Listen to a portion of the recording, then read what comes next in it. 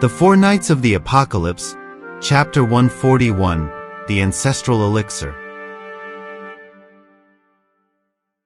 And that mysterious being wonders why a human is taking a ferry with him? Myrtle wanted to know who he was and why they were there. The being then replied, I am the wizard Kilbeggan. I am a servant of King Arthur Pendragon, the ruler of the Eternal Kingdom. And when he hears that, Kilbeggan draws his sword and says, so you're the group seeking to eliminate the non-human races that are causing trouble throughout Britannia. However, Kilbeggan asks him to calm down, because as he himself said, their enemy was the other races, and as humans they should unite and work together. But Myrtle says quite bluntly, don't waste your time, you're talking to Myrtle, the first of the 7 children of the Harlequin Fairy King and the giant Queen Diane, and this leaves his enemies shocked. Kilbeggan confesses that he didn't expect to meet one of the children of 2 legendary deadly sins. Kilbeggan just wanted to know what their purpose was, why they were on that sacred ground, the ancient forest of the Fairy King that his father used to rule, and where there is also an entrance to the Fairy Kingdom. And for a moment silence prevails in that place, with both sides preparing for the inevitable confrontation. But suddenly someone appears floating above them saying, I understand now, so you're after the ancestral elixir. And Kilbeggan is surprised that this person has read his mind. Just like Myrtle who, surprised, says his name, Sixtus, you followed me. And his brother simply replies that he had a bad feeling. And he wasn't wrong, because Kilbeggan was willing to fulfill his purpose, but the wizard didn't understand why his incense was having an effect on him, since he was a fairy. But as he looked more closely, he began to have doubts and questioned, wait, you don't have wings, are you a human too?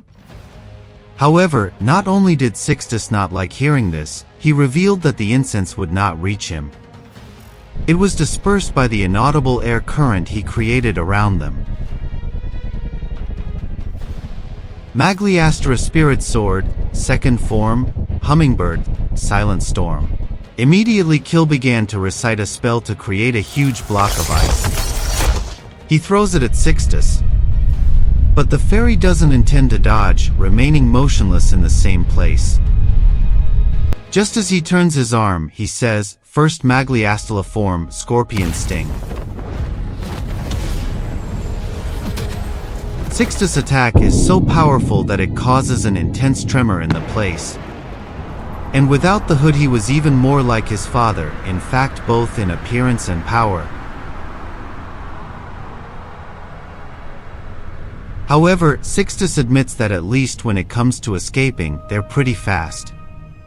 Then he asks his brother if he's all right, and Myrtle thanks him, because thanks to him they're all safe. However, they had to get those 2 back to the Fairy Kingdom as soon as possible.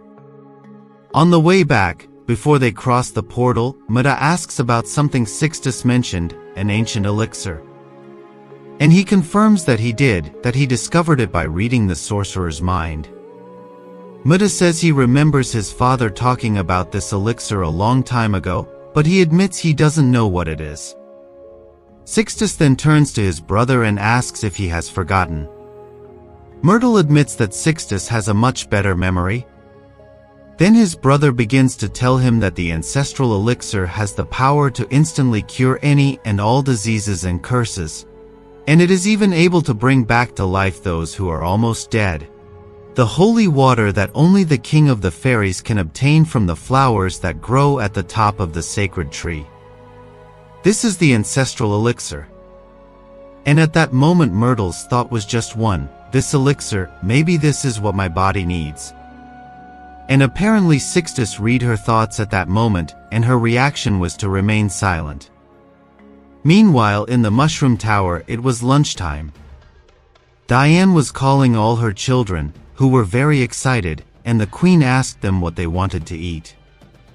Zana wants to eat a forest pig grilled in salt, while Zillion craves a soup with pieces of rabbit. But Belt can't understand why the giants are so fond of meat, as he feels fine just eating fruit. Feo, on the other hand, says he prefers both options. Soon, however, Diane realized that someone else was there. It was Tyra, who was finally back, but the giant asked why Nations wasn't with her. She then replied that he had gone alone to the Tunnel of Whispers again. And upon hearing this, Belt is not surprised, commenting that this is his eternal devotion. And then realizing that Tyra was a little strange, Zana asks her what's wrong, if she's not feeling well. But the girl tells her to worry. However, it was hard to fool her own mother, who seemed to have noticed that something was wrong. Am I a boy or a girl? I've asked myself this question for a long time, and now I finally have the answer. But I never imagined that I would find out more than that. Because apparently I'm not a human, but a fairy. You believe that, Percival? Although I'm sure you'd just smile and say, "Oh, so that's it," as if it were no big deal. But whether I'm a human or a fairy, I'll never stop being myself. But that's it, all that changes is that the parents they abandoned are now fairies. However, someone comments, "Don't be too sure about that." Turning around, Nations comes face to face with the king of the fairies.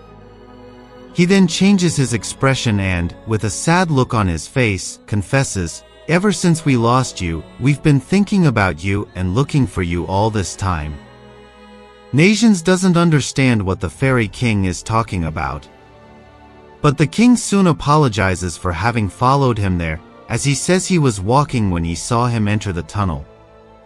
But King shakes his head again and apologizes for now lying to him.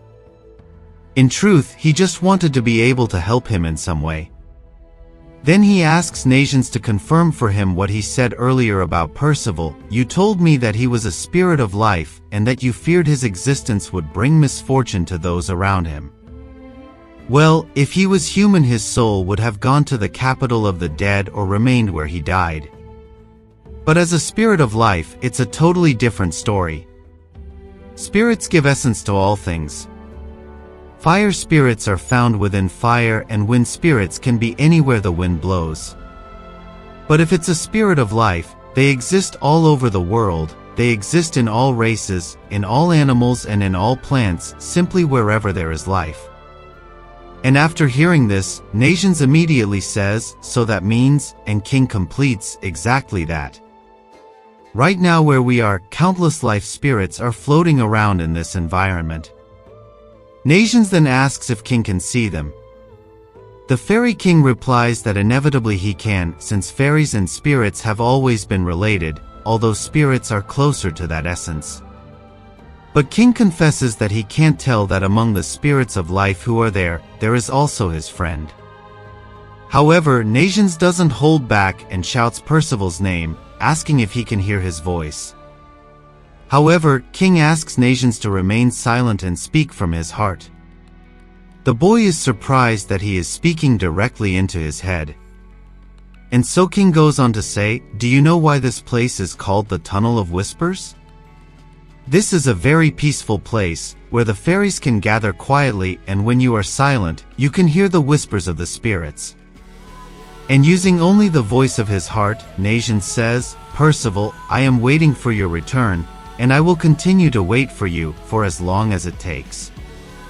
Then King puts his hand on Nations' shoulder and says, "There's something I'd like to give you later, a present from me." I wonder if Nations' thoughts have reached Percival and what kind of gift the King of the Fairies wants to give Nations.